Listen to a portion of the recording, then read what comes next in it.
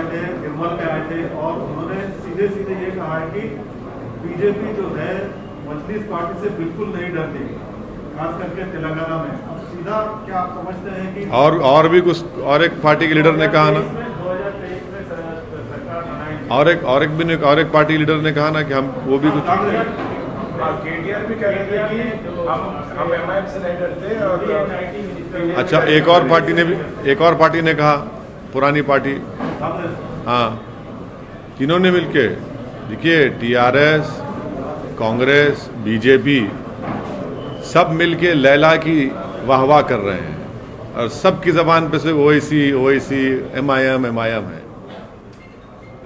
इनको हमारे सिवा कोई नजर आता ही नहीं है ना। क्या बात है यार, अच्छी बात है, चलिए, मगर इनको हम इन तमाम को बोलना चाह रहे हैं कि हम भी किसी से नहीं डरते, हम सिवा अल्लाह के किसी से नहीं डरते, बस। और क्या है? पॉलिटिकली क्या आप समझते हैं कि बीजेपी जो है आपको टारगेट करके पॉलिटिकल माइलेज जाना चाहिए? देखिए, अमित शाह साहब को, होम मिनिस्टर को बड़ी तकलीफ है कि वो हमारे कॉन्स्टिट्यूंसी में आए थे, चार मीनार के दामन में आए, दोनों वार्ड लूज कर गए। उत्तर प्रदेश के मुख्यमंत्री को हमारे कॉन्स्टिट्यूंसी में 4 घंटे फिराया, कुछ फ़ायदा नहीं हुआ, हार गए। तो उनको वो बड़ी तकलीफ़ है, इसीलिए वो अपनी तकलीफ़ का इजहार कर रहे हैं। दूसरों को भी तकलीफ़ है, तो हम भी किसी से नहीं डरते। ये बार बार ये लोग डर की बात क्यों करते? डरने की बात, डेमोक्रेसी में डर क्यों हो रहा है? और डेमोक्रेसी में माइनॉरिटीज़ को कॉन्फिडेंस दिलाना ना।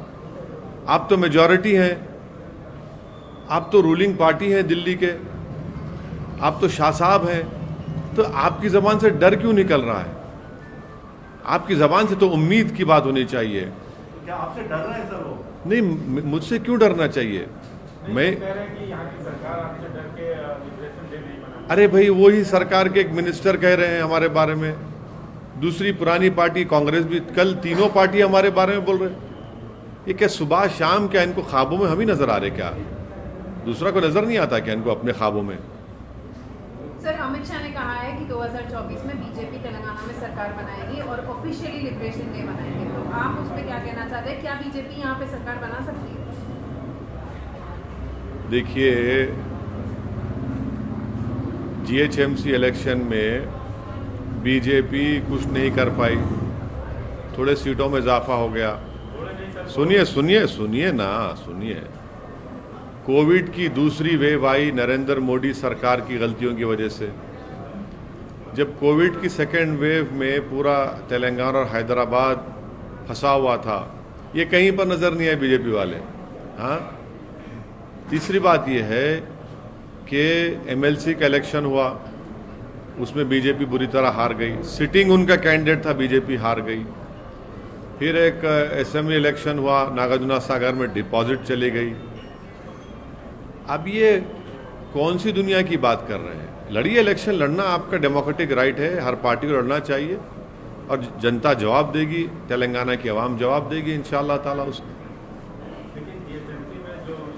देखिए, जीएचएमसी में ये बीजेपी की विक्ट्री, एक पायरिक विक्ट्री बोलते हैं अंग्रेजी में उसको, पायरिक विक्ट्री, वो थी वो।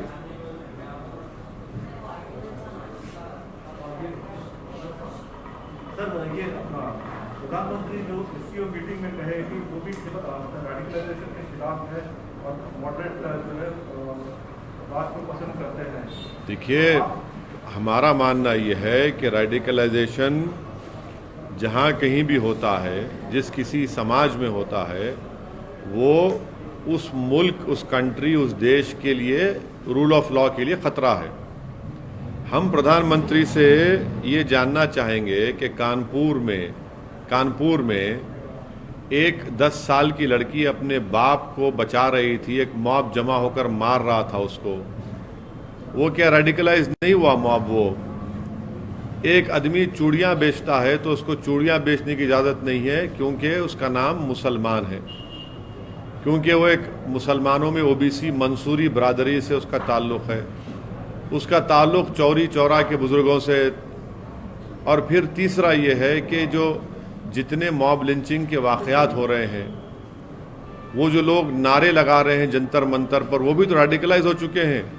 तो हम प्रधानमंत्री को कह रहे हैं कि यकीनन रेडिकलाइजेशन किसी भी देश के लिए, रूल ऑफ लॉ के लिए थ्रेट है, और प्रधानमंत्री को ये रेडिकलाइजेशन की जो मिसालें मैं पेश किया हूँ उस पर भी प्रधानमंत्री को उस पर कंडेम करना चाहिए, उसकी मजम्मत करना चाहिए, और प्रधानमंत्री को ये भी बोलना चाहिए कि एक स्टेट का मुख्यमंत्री अब्बा जान कहता है, वो क्या प्रधानमंत्री उससे मुत्तफिक हैं उनकी उस भाषा से? और क्या ये जो अपने आप को सेकुलर कहते हैं वो चचा जान बोलता है, तो क्या वो भी उससे मुत्तफिक हैं? ये लोग रेडिकलाइज नहीं हुए क्या? ये भी रेडिकलाइजेशन है। तो प्रधानमंत्री से हम उम्मीद करते हैं कि वो इन तमाम रेडिकलाइजेशन को भी नोटिस लेंगे और इसका रोकथाम करेंगे। अब प्रधानमंत्री की जो स्पीच रेडिकलाइजेशन एससीओ में हुई, हम उनसे जानना चाहते हैं कि अमेरिका ने तालिबान के लीडर्स को उनके ट्रैवल के लिए एग्जेम्पशन दिया है, तो क्या प्रधानमंत्री अमेरिका के डिक्टेट को मानेंगे, फैसले को?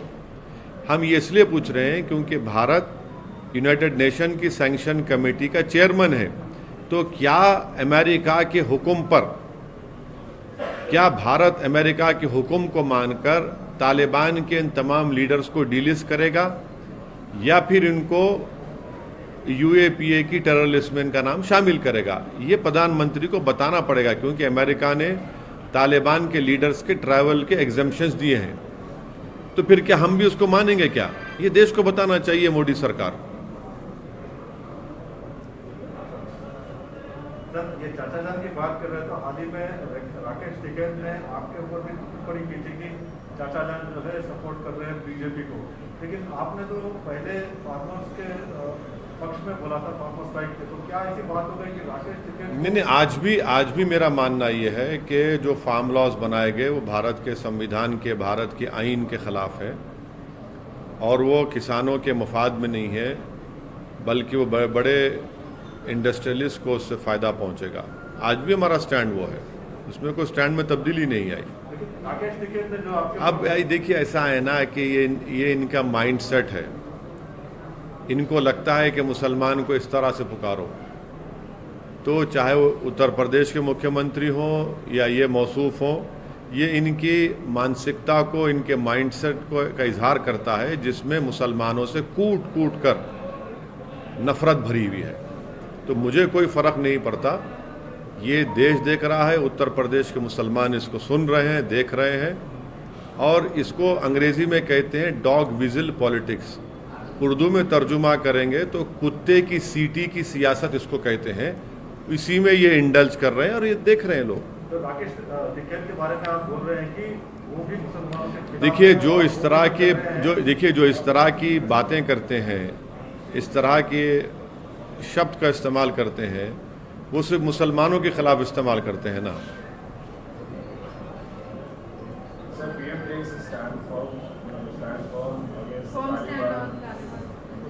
You see, after the Prime Minister's speech of yesterday, I had tweeted that any radicalization in any country is a threat to rule of law.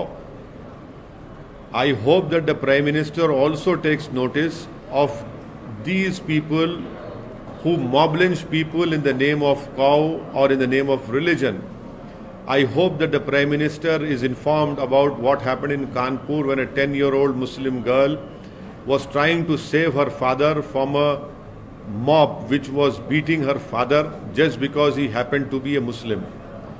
I hope that the Prime Minister has taken notice of what has happened in the capital of our country at Jantar Mantar, wherein a mob assembled and raised slogans about annihilation of the Muslims. This is also radicalization. The Prime Minister, I'm sure, would disagree or agree, I don't know, when the Chief Minister of the biggest state of our country says Abba Jan. That also has to be taken note of. So radicalization is happening, and the Prime Minister should take note of who has radicalized these people, who are calling Nathuram Godse a savior. That is also radicalization. And also I want to know from the government of India, headed by our Prime Minister Shri Narendra Modi, that now the United States of America has given exemption to Taliban leaders for their travel. it has given further exemption. Will Narendra Modi's government follow the diktat of the US government in allowing exemption that has been given to Taliban? Because the Prime Minister has rightly said that the Taliban is radicalizing. Now, as the chairman of the UN Sanction Committee, will India delist Taliban or will continue with that listing of them as terrorists? And if that is the case, then the government should ask that Taliban should be put in the terrorist list under Unlawful Activities Prevention Act. I hope that the Prime Minister will respond to it and their government will respond to these two things.